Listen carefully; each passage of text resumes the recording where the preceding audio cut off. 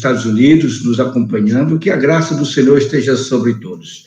Eu queria convidar os irmãos a abrir as Bíblias, talvez é um dos textos mais conhecidos do livro de Ezequiel, que é o capítulo 37 do livro de Ezequiel, que é a visão de um vale de ossos secos. Nós vamos ler aqui alguns versículos, e aí, por gentileza, você mantenha a sua Bíblia aberta, que nós vamos conversando sobre esse texto e tentando trazer algumas aplicações para a nossa vida, para a vida da igreja, nesse momento em que nós estamos vivendo. O texto diz assim: veio sobre mim a mão do Senhor, ele me levou pelo Espírito do Senhor e me deixou no meio de um vale que estava cheio de ossos, e me fez andar ao redor deles. Eram muito numerosos na superfície do vale, e estavam sequíssimos.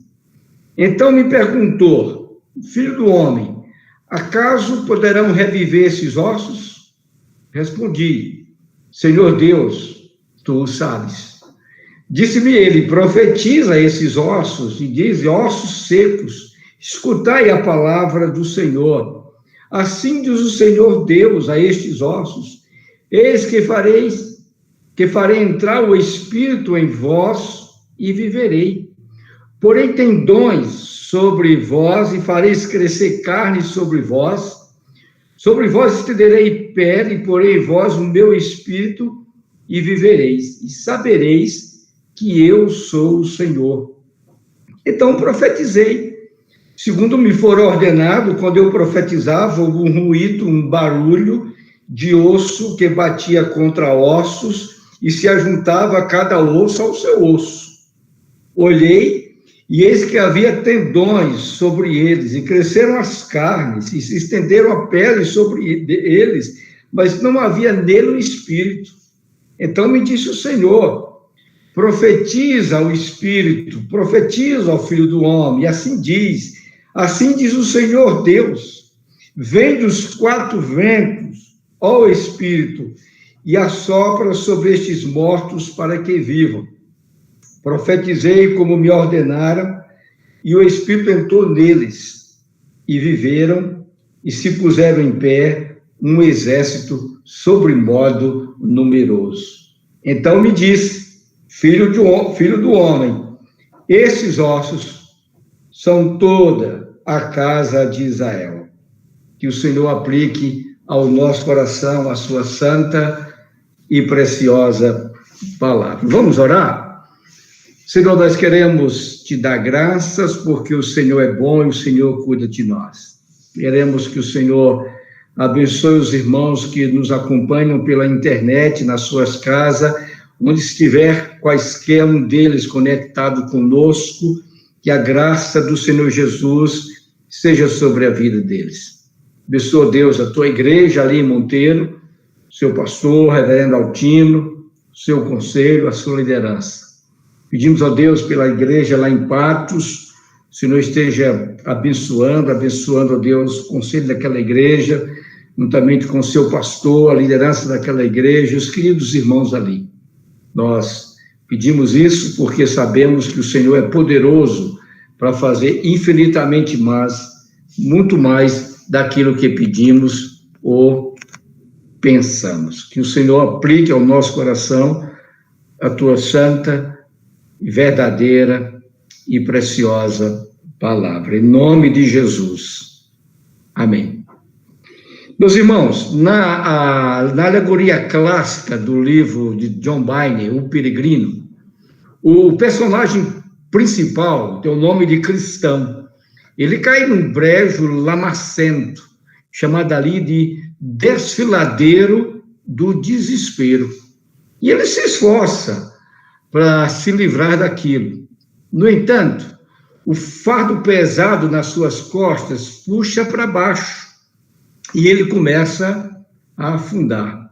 Essa imagem ilustra como nos sentimos quando estamos afundando em circunstâncias difíceis, quando as nossas dívidas superam a nossa receita ou a nossa renda, quando as velhas feridas não se curam, quando o descontentamento, a vida é descontente, marca nossos relacionamentos, quando a luz do céu parece estar distante, ou até mesmo o vale da sombra da morte que nós temos visto todos os dias nessa nossa caminhada de 2020 e 2021.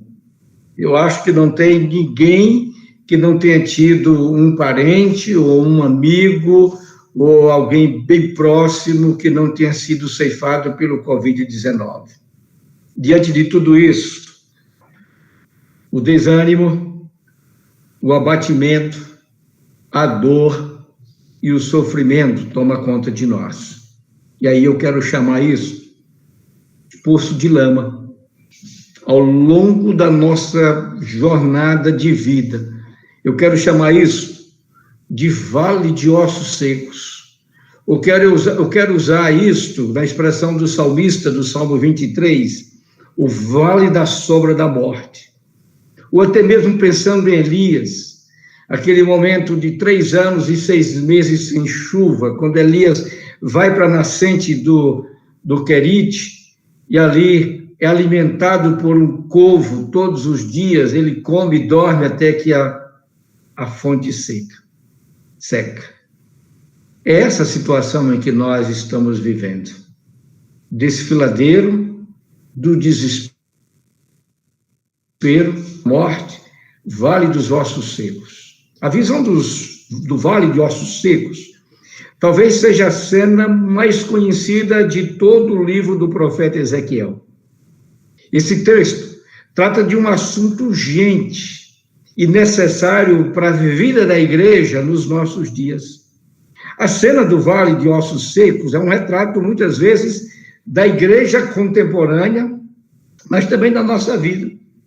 É possível que a nossa vida entre num processo semelhante de abandono da verdade, da frieza espiritual, da sequidão e da morte espiritual.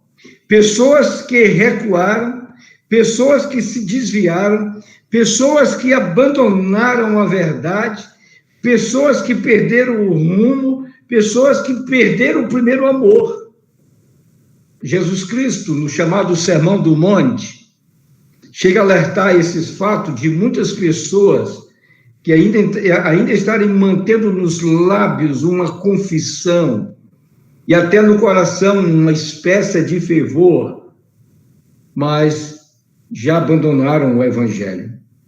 Já abandonaram o compromisso com Cristo, do primeiro amor. Não há mais prazer na meditação da palavra. O coração está cheio de medo. É como se tivessem mortos no meio de um vale de ossos secos, assim como foi desenhado pelo profeta Ezequiel. Eu quero chamar a sua atenção para algumas lições. Primeiro, há uma necessidade de uma intervenção sobrenatural de Deus na nossa vida, pois um vale de ossos secos não pode por si mesmo se restaurar. Eu gosto da resposta do profeta aí no versículo 3, quando o profeta responde: Senhor Deus, tu sabes. Na verdade, é Deus que sabe todas as coisas. Senhor, tu sabes, se Deus quiser, pode haver cura para a nação. Se Deus quiser, pode haver restauração da igreja. Se Deus quiser, a vida nova pode brotar para todos nós. Talvez você olhe para o cenário de hoje e parece que é um vale de ossos secos, vale da sombra da morte, um riacho seco, pessoas sem fervor, igrejas que já não pregam mais o verdadeiro evangelho, cristãos mais amigos do mundo do que amigos de Deus, cristãos se conformando com o presente século. E aí a pergunta para nós: será que poderão reviver? A nossa resposta é a mesma do profeta: Senhor, tu sabes. A palavra de Deus é instrumento para a revitalização. A ordem de Deus para o profeta foi esta: profetiza. Profetizar é proclamar a palavra de Deus, é anunciar o evangelho de Cristo.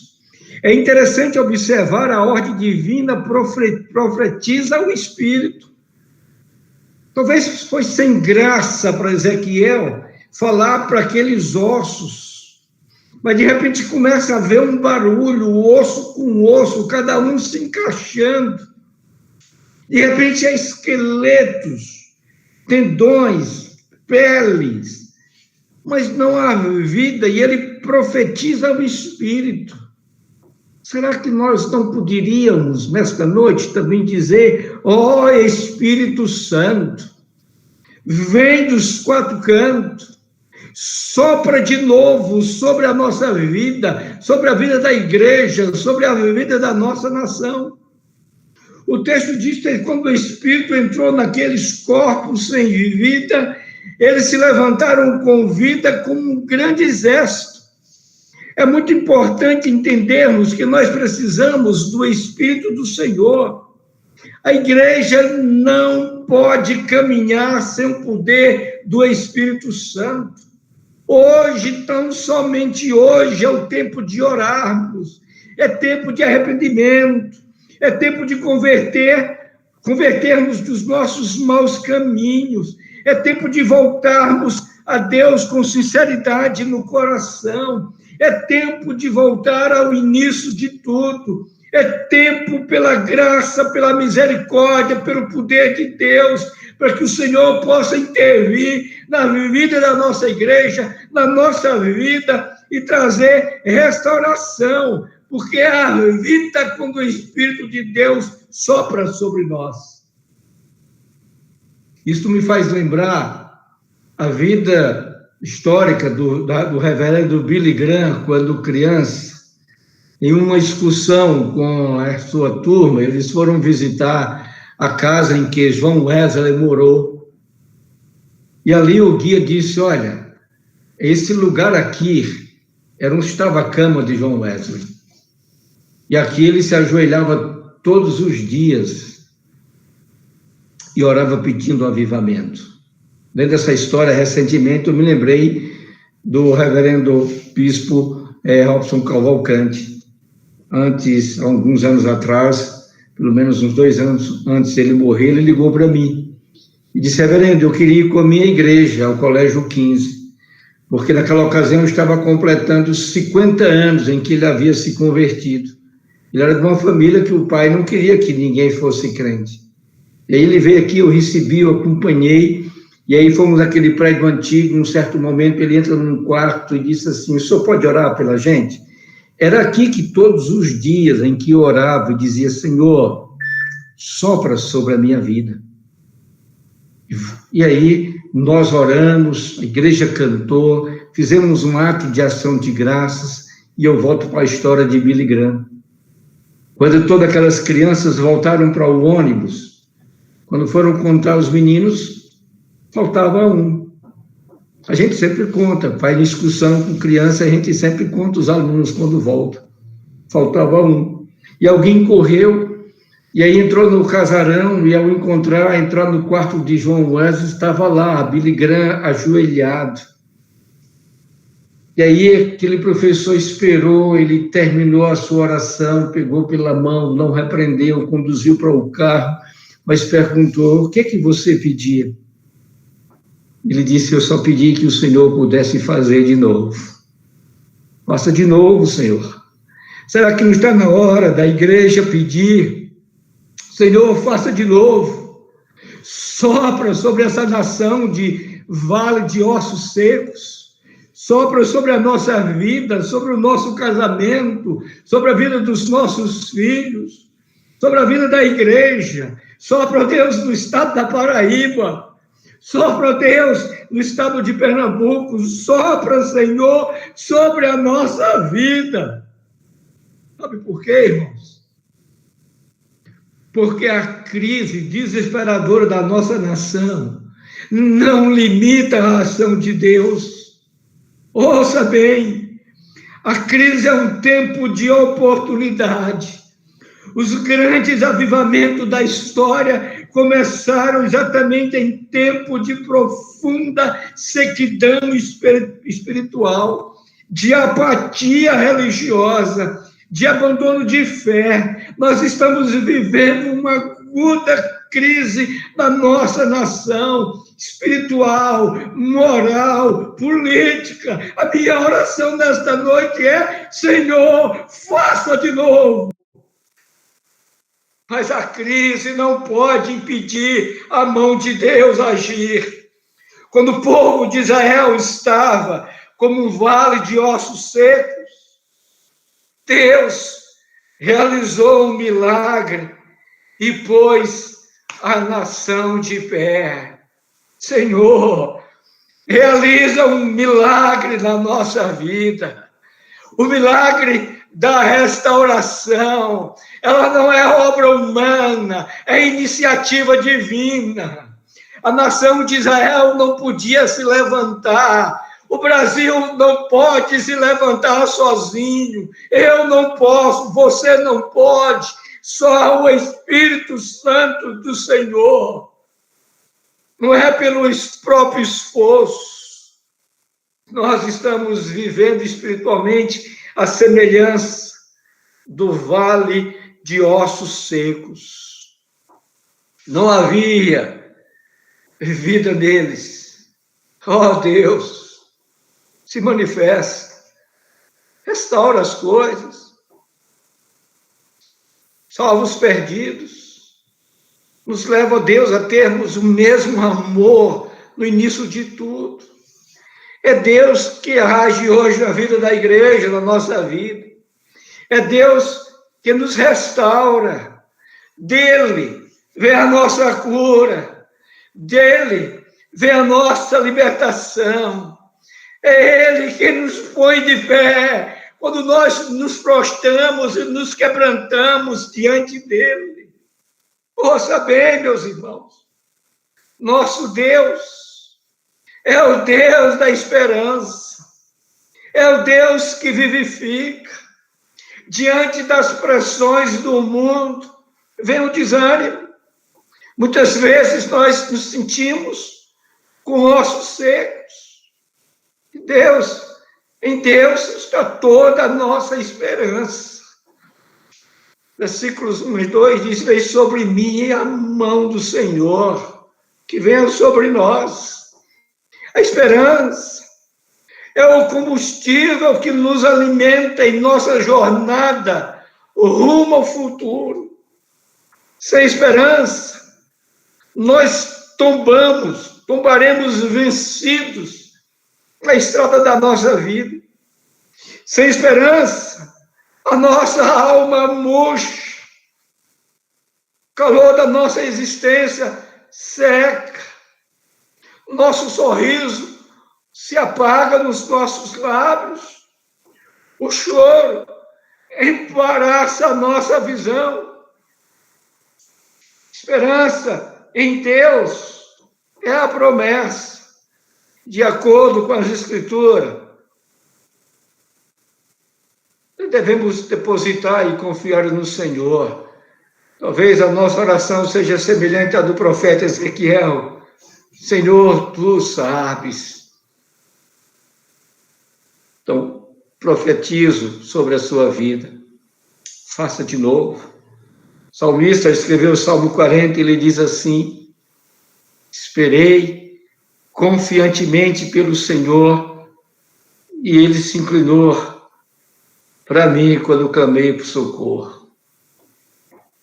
Segunda lição que eu trago aqui, que o nosso Deus, Ele é o Senhor do impossível.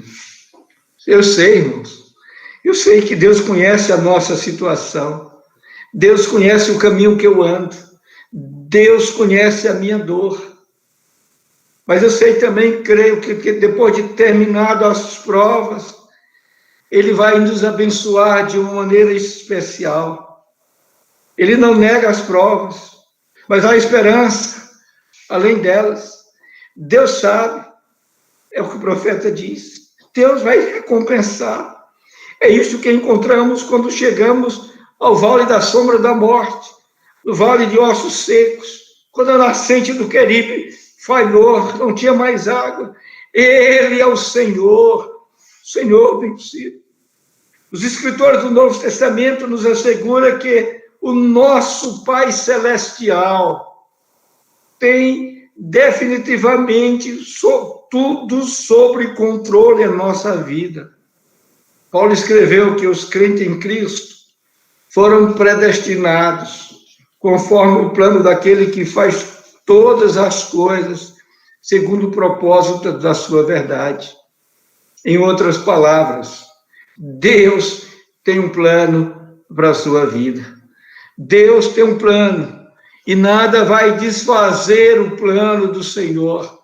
Há uma música que diz assim: Deus tem um plano para cada criatura. Aos astros, Ele deu o céu. Ao rio, Ele deu o leito. Para mim e para você, Ele traçou um caminho. E às vezes nós andamos nesse caminho seco, de vales, de ossos secos, de dores, de choro, de gemido. Mas Deus escuta a nossa oração. Eu trago a terceira e a última lição. Nosso Deus não falha. Deus cumpre todas as suas promessas. Reverendo Altinho, eu até achei que não iria ficar para o culto hoje à noite. Eu tive uma crise agora de dores nesse momento, antes de começar o culto, depois que me conectei aqui contigo. Mas aí, oramos, Dicla veio aqui, fez uma oração, e Deus cumpre. Nós estamos andando por fé. Andar por fé quer dizer confiar em Deus. Ainda que não entendamos o propósito de Deus em algumas circunstâncias da nossa vida, e a vida é feita de circunstâncias, a vida é feita de vales de ossos secos, a vida é feita de vales da sombra da morte, a vida é feita de um riacho que seca e de um povo que não traz mais pão e carne para o profeta, mas Deus levanta uma viúva. A nossa vida é feita dessas coisas, deve ser superadas e vencidas. Mas o problema do nosso fracasso não está nas circunstâncias. Ela está sim nos limites dos nossos sentimentos, pois os limites estão dentro de nós. Às vezes somos nós que queremos desistir. Todos nós temos uma circunstância a ser superada. Mas, infelizmente, ainda existem muitos que desistem, porque os sentimentos, ou o sentimento que está em nosso coração, pode nos levar a ter uma visão certa ou errada, ofuscada. Outras vezes queremos questionar Deus sobre o que está acontecendo na nossa vida, pois nós não entendemos o seu propósito conosco. Pois geralmente queremos caminhar pelo que é concreto, pelo que é lógico. Queremos algumas vezes que Deus faça a nossa vontade no nosso tempo. Nós precisamos simplesmente de crer na promessa de Deus e dizer a semelhança do profeta Ezequiel: Senhor, tu sabes. Nós precisamos crer nas promessas de Deus, ter sentimento de vitória em nosso coração e saber que Deus cumprirá a sua palavra. Deus não é homem para que minta, nem tampouco filho do homem para que se arrependa. Porventura, tendo ele falado, dito, não fará, ou havendo falado, não se cumprirá.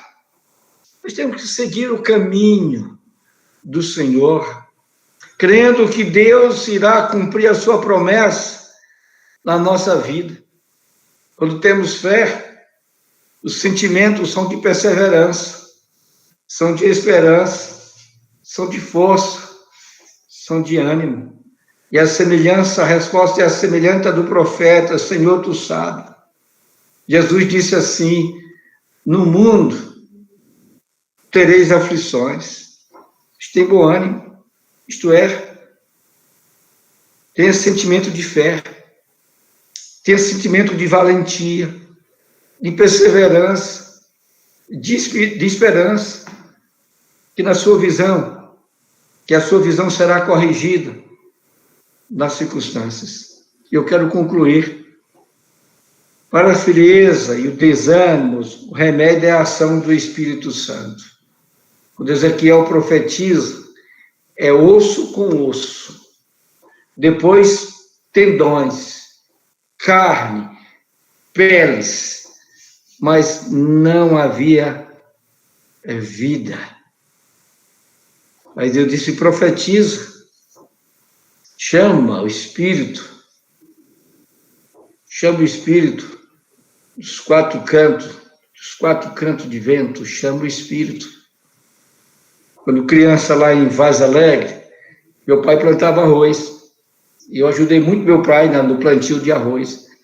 E tinha uma coisa interessante, que o arroz era colhido, e muitas vezes colhido manualmente, mas chegava um momento em que precisava passar aquele arroz no vento. As mulheres faziam esse trabalho, levantava todo o arroz, e o vento tirava a palha, tirava o arroz que não tinha sido bem vingado.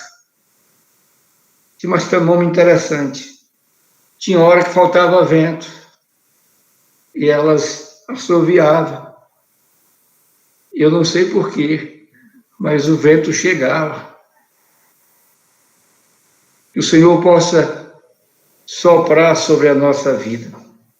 Sabe por quê, meus irmãos e irmãs? Meus irmãos de Patos, de Sumer, de Monteiros, irmãos que estão em outros estados nos acompanhando, ouça bem, as antigas bênçãos, elas não são suficientes para a vida de hoje. E nem as antigas mágoas devem estragar o presente. Colocando de outra forma, se desejamos ver uma igreja saudável, se queremos ter famílias saudáveis, se desejamos ter um casamento saudável, se desejamos ter homens piedosos, temente a Deus, é isso que precisamos. Então, ouça bem, a igreja nunca irá além da sua prosperidade espiritual, da prosperidade espiritual da sua família que compõe. E famílias nunca irão além da prosperidade espiritual da sua liderança. E essa verdade ninguém pode mudar. Deus é o autor, Deus é o Senhor da igreja, nós somos apenas personagens e temos um roteiro escrito por Ele, a ser seguido e obedecido.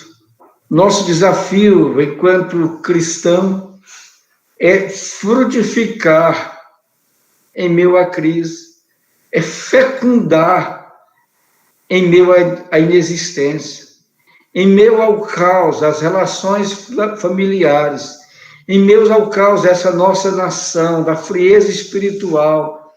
Nós precisamos semear a semente de Deus, a fim que elas possam produzir verdades divinas para a nossa família, para a nossa nação, para a nossa igreja. Eu quero aplicar isso de 4 maneiras. Nós precisamos, irmãos, desejar ser deixado de lado, tanto quanto ser usado. É preciso querer ser separado. É isso que eu quero dizer com deixado de lado. Separado, para ouvir a voz de Deus com clareza. Longe da mistura dos sons da vida diária. Longe dos nossos negócios. Longe dos nossos planos. Longe dos nossos desejos.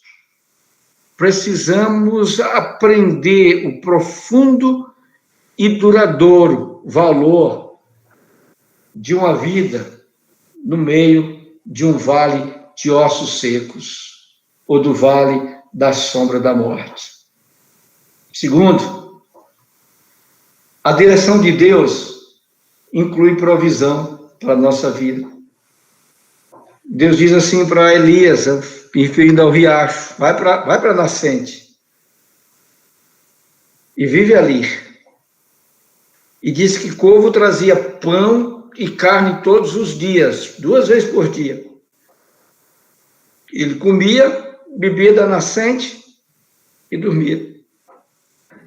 Às vezes, nós nos dedicamos a uma rotina enfadonha. Às vezes, até monótona.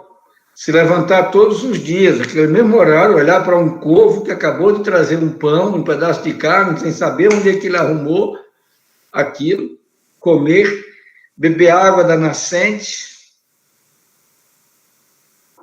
e dormir. Mas Deus, às vezes, nos tira da rotina. E aí tem várias maneiras. Às vezes é uma enfermidade. A gente sai da rotina. Porque, às vezes, nós precisamos encontrar novas maneiras de viver. Às vezes é uma situação financeira. Às vezes, grandes privações. Às vezes, tantos problemas por pessoas. E muitos são transformados, melhorados, à proporção que anda com Deus, essa direção que Deus indicou a uma nascente. Se a nascente secar, a uma viúva. Se os ossos tivessem sequíssimo, se Deus mandou profetizar, profetiza, porque nós precisamos simplesmente aprender a confiar em Deus dia após dia. Você precisa aprender a viver o hoje. Você não pode viver o amanhã ou a semana que vem. Você percebeu que Deus nunca falou qual seria o passo seguinte na vida de Elias? Lê a história de Elias. Deus diz ao profeta para ir até Acabe. Deus diz para o profeta para ir para a nascente. Deus diz para o profeta para ir para a viúva. Elias dependia totalmente da vontade de Deus. Se Deus disse vá, meu irmão. Sabe por quê? É a última colocação. Porque um vale seco normalmente é sinal de desprazer ou até de desapontamento. Mas é aí que Deus pode operar. É quando nós estamos totalmente livres. O vale pode ser, meus irmãos, sinal de aceitação de Deus, não do seu julgamento. Bem no topo da sua carreira, quando Abraão estava ficando conhecido como um grande homem de Deus, o Senhor coloca a prova. Pegue Isaac, ponha no altar e mate. Talvez isso foi o vale seco para Abraão, o riacho seco, o vale da sombra da morte. Não sei, meus irmãos, minhas irmãs, o que você tem passado. Eu não sei que riacho você está atravessando, que vale você está passando. Se você está no meio de um vale de ossos secos, ouça uma coisa. Não desanime. Deus vela por você. A crise em que nós estamos passando, ela é profunda, é muito mais profunda, ela é aguda demais. É morte, incertezas, é não saber se amanhã a gente está vivo, ou não saber se o contato que você teve hoje com a pessoa que chegou na sua casa, no seu trabalho, se não deixou contigo o vírus. Eu me lembro que um colega veio tomar café com a gente, e o colega tinha passado aí uns 6 meses sem aparecer no colégio. Ele veio, tomou café, pegou em tudo, foi-se embora, no outro dia estava testando positivo. Para todos nós, foram 15 dias de expectativa. Eu não sei se você está vivendo assim. Eu só sei de uma coisa. A nossa oração seria, Senhor, faça de novo. Aviva a tua obra. Começa em mim.